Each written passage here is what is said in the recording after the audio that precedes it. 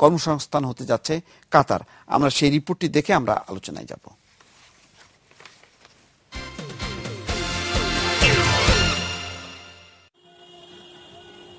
সম্প্রতি কাতার সরকার বাংলাদেশ থেকে গৃহকর্মী নেয়ার আগ্রহ দেখিয়েছে।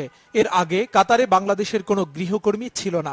এ সুযোগ নিয়ে যেসব বাংলাদেশি কাতারে যাবেন তাদেরকে সে দেশের আইন মেনে চলার পরামর্শ দিয়েছেন কাতারে নিযুক্ত বাংলাদেশ দূতাবাসের প্রথম সচিব।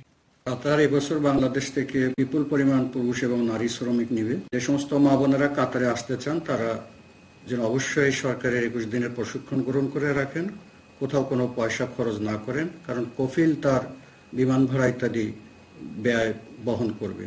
কাতারের বাংলাদেশি কর্মী নিয়োগে দুদেশের সম্পর্ক আরো সুদৃঢ় হবে বলে মনে করছেন কাতারের শেখরা।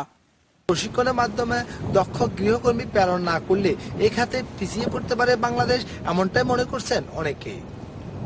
শরীফুদ্দিন সন্দীপী, বাংলা ভিশন, দোহা, কাতার।